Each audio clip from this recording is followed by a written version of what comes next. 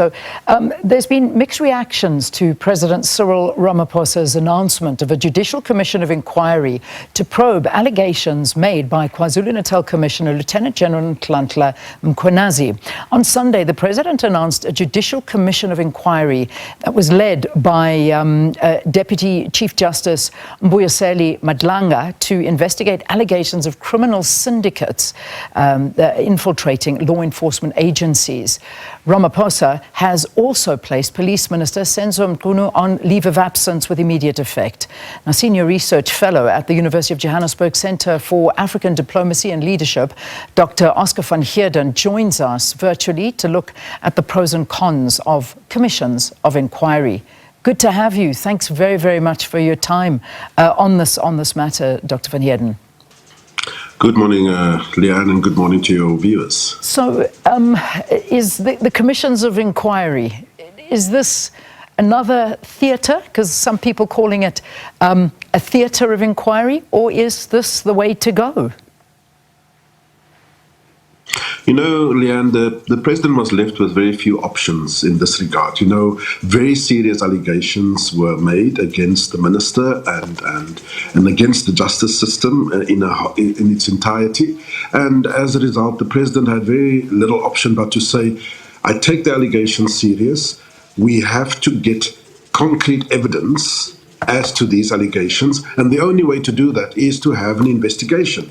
And that's why the president opted for a commission of inquiry. Now, I know that there's always a negativity around these commissions, people saying that it amounts to little, if anything. But the truth of the matter, Leanne, is that, you know, if you look at previous commissions, the devil is in the detail, as they say. Even with the Zondo Commission, we are not seeing people in orange overalls yet, but because of that commission, we have had a lot of changes that has been made within government departments. We've seen a lot of asset forfeiture that has been recouped through the asset forfeiture unit, and so on and so forth. So there has been a lot of positives coming out of the Zondo Commission, but I agree, we have not yet seen multiple arrests. Yeah.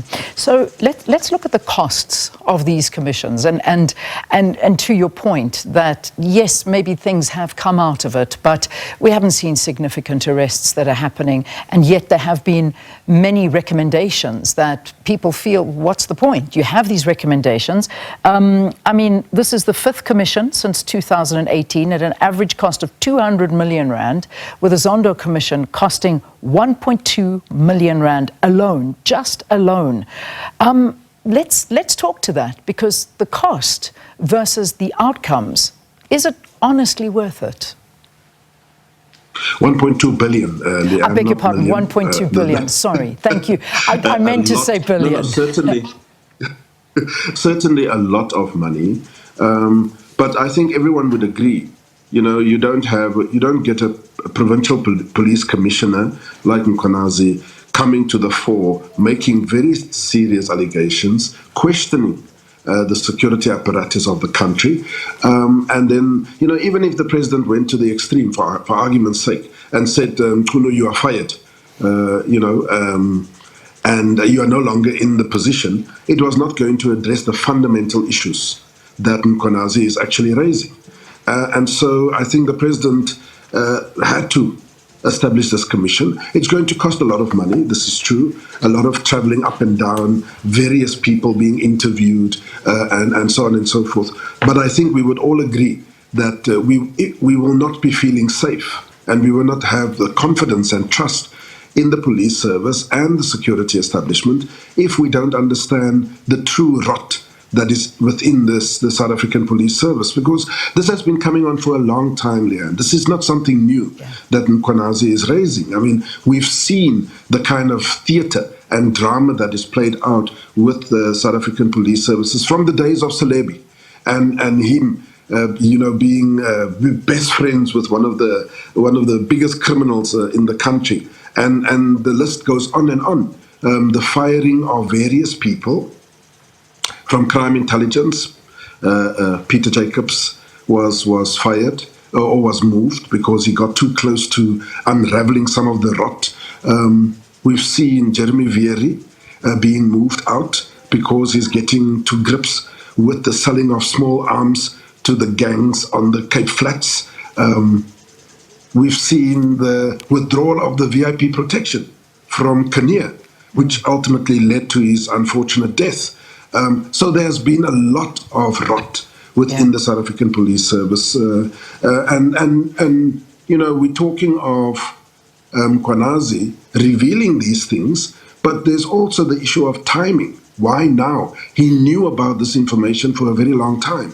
Why wait till this moment to expose it and so forth? So, no, I think that the money is going to be well worth spent to try and get to the bottom of what exactly is happening within the South African Police. So if we focus on money, well worth spent. So, okay, we've spoken about the commission and the cost thereof, because the longer it goes on for, the more it's going to cost, and that's a fact. And the president's saying he wants updates 3 and then 6 months, and who knows, they may want more time, and that's more money. Let's also talk about the money that's going into now.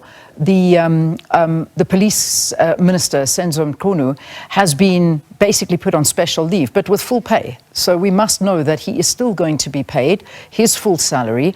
Now we're bringing in Professor Firas Kichalia. He's going to be the acting minister. He's going to be on, obviously, the package of a minister with all of the benefits. We've got 2 deputy ministers in the police department. We've got police commissioners, and perhaps you want to touch on the deputy police commissioner, who was also mentioned by Mkhwanazi, but nothing's been said about him, and we're not sure what's going to happen there. But the cost of all of this, do you see that the putting him on suspension with full pay is the right way to go? You know, I think, Leanne, that it would have been difficult for the president to say, I'm going to fire you based on, excuse me, based on these allegations. Because it sets a very bad precedent. Every time someone comes forward with allegations, I then fire people. Because there's also opening the government up to legal issues. So I think it is very unfortunate. There is a serious cost factor, but the president was left with very little choice but to suspend or to leave of absence with full pay, because I do think that he's trying to send a message that says, in as much as these allegations are very serious, it needs to be investigated, it needs to be we need to get to the truth, but at the same time, I can't at every turn just fire ministers because there are allegations made against them. I think he's also trying to play that particular political game. So in terms of, just wrap this up for me, because obviously this is a major issue. It's going to continue, and we know this. But you know, this is something that is of national importance, and it needs. This is our security, and we can see it filtering in. I mean, one of our reporters is doing exposés in Limpopo, where police are directly involved in the wrongdoing and crime, and many instances these are happening. So, how fast do you think that this commission needs to sit and to be done? You know, Leanne, the problem with the South African Police Service, and we've seen it, I know people don't always want to refer back to the past, but even during the apartheid era, the police service was always very closely connected to criminal elements, working with gangs on the Cape Flats and elsewhere to try and cause mayhem. All right, Dr. Oscar van Heerden there, all right, that was our guest speaking to us about the announcements that we heard the President speaking about over the weekend. He's a research fellow at the University of Johannesburg Centre for African Diplomacy and Leadership.